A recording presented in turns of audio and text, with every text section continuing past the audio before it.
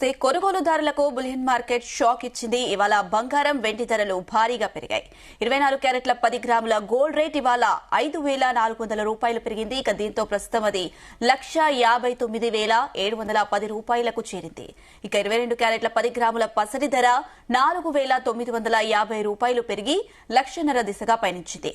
నేటితో 1,46,400 రూపాయలుగా చేరింది. ఇక కిలో వెండి ధర ఏకంగా 20,000 పెరిగింది. దీంతో కిలో వెండి ధర 4 లక్షల దిశగా పరుగులు పెడుతుంది.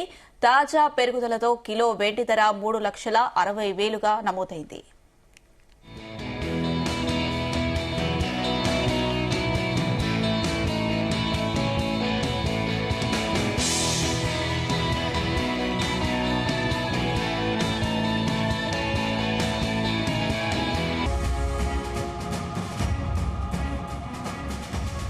ఇదే అంశానికి సంబంధించి మనతో పాటు డిస్కస్ చేయడానికి స్టాక్ మార్కెట్ ఎక్స్పర్ట్ జీవి సత్యనారాయణ గారు మనతో పాటు ఉన్నారు. నమస్తే అండి. నమస్తే. రోజు రోజుకు గోల్డ్ సిల్వర్ రేట్స్ అనేవి సామాన్య ప్రజలకైతే అందని ద్రాక్షగా మిగిలిపోతున్నాయి. భారీ పెరుగుదలకు గల కారణాలు ఏంటండి? ఓకే, ఇప్పుడు మళ్ళీ ఒక 10 అంశాలు ఉన్నాయి.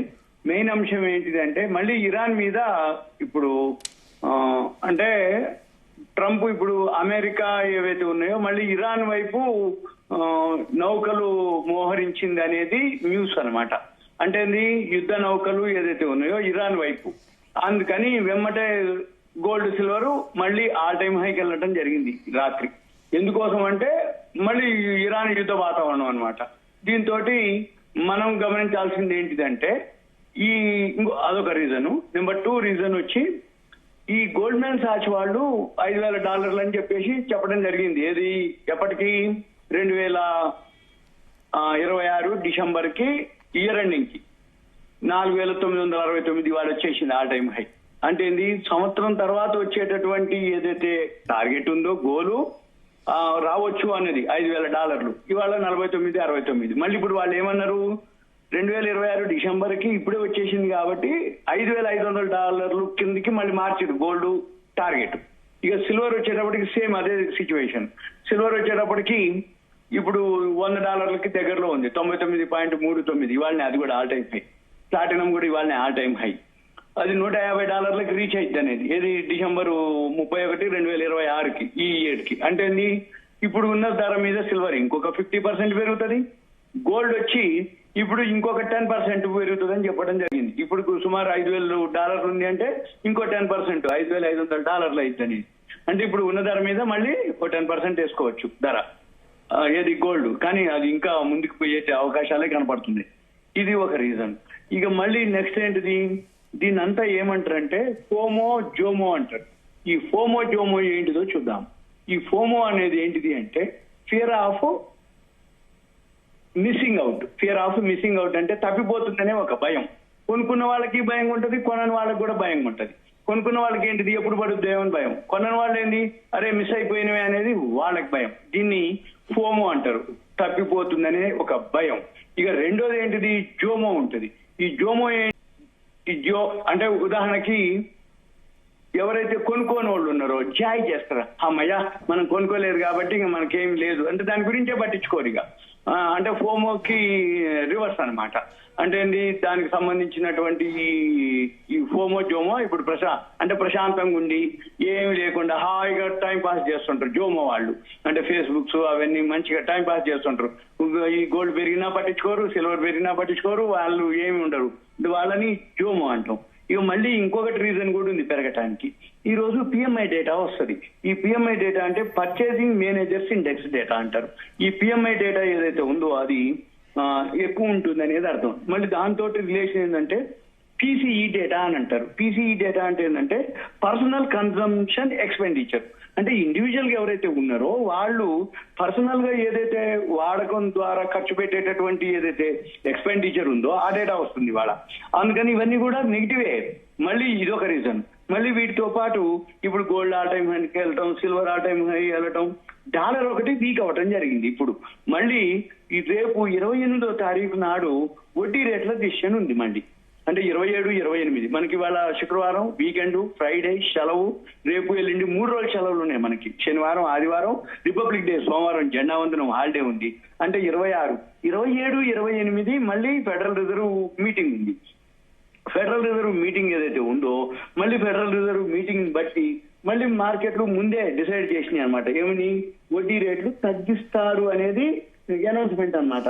మళ్ళీ వడ్డీ రేట్లు తగ్గితే మళ్ళీ గోల్డ్ సిల్వర్ ఫాల్, మళ్ళీ పెరగడం అంటే ఫాల్ కాదు, గోల్డ్ సిల్వర్ మళ్ళీ పెరుగుతూ ఉంటాయి. మన పని ఏంటిదిగా ఈ ఫెడరల్ FOMC అంటారు దాన్ని, అంటే ఫెడరల్ ఓపెన్ మార్కెట్ కమిటీ. ఈ FOMC ఏదైతే federal open market committee federal reserve meeting ఉందో 27, 28 అంటే మళ్ళీ మనకి గురువారం నాడు వచ్చే, అంటే సోమవారం నాడు మనకి సెలవు, బుధవారం నైట్ మనకి తెలుస్తుంది. గురువారం నాడు మళ్ళీ మన మార్కెట్ల మీద ఎఫెక్ట్ ఉంటుంది. మరి ఆల్రెడీ తగ్గించడం అనేది కన్ఫర్మ్ అయింది, కాకపోతే మళ్ళీ వాళ్ళు అనౌన్స్ చేయాలి. ఎవరు? FOMC వాళ్ళు, ఫెడరల్ రిజర్వ్ చైర్మన్ ఎవరైతే ఉన్నారో అదొకటి.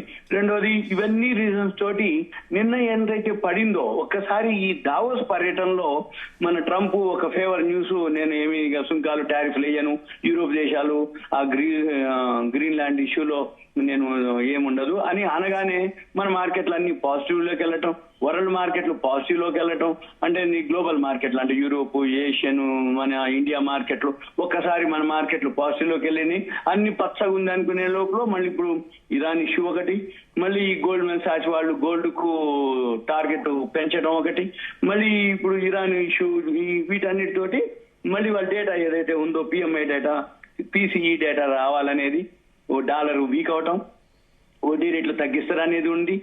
అందుకని మళ్ళీ మామూలు అయిపోయింది. గోల్డ్ సిల్వర్ మళ్ళీ పెరగడం మొదలు పెడుతుంది. మళ్ళీ ఎప్పుడైతే టార్గెట్ పెంచిర్రో మళ్ళీ జనాలంతా మామూలు అనమాట. అంటే తగ్గడం తాత్కాలికం, పెరగటమే పర్మనెంట్. 2026 కూడా పెరిగే అవకాశాలు ఉన్నాయి. ఎందుకు అంటే ఈ ట్రంప్ ఏదో ఒక దగ్గర ఏదైతే తప్ప అప్పటి వరకు ఈ తగ్గినప్పుడల్లా కొనుక్కోవటమే ఉత్తమం. ఎందుకంటే హైలో ఉన్న వాళ్ళకు ఒక భయం ఉంటుంది.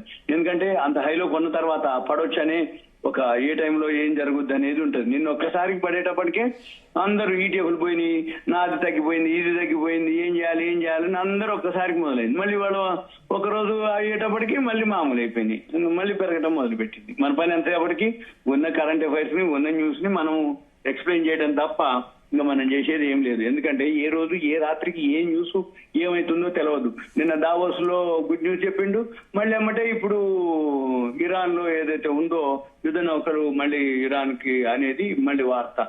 దీంతో మనం ఇక అప్రమత్తంగా ఉండటం తప్ప లేదు. బయింగ్ చేసుకునే వాళ్ళు ఉంటే కొద్దిగా చేసుకోవటం ఉత్తమం.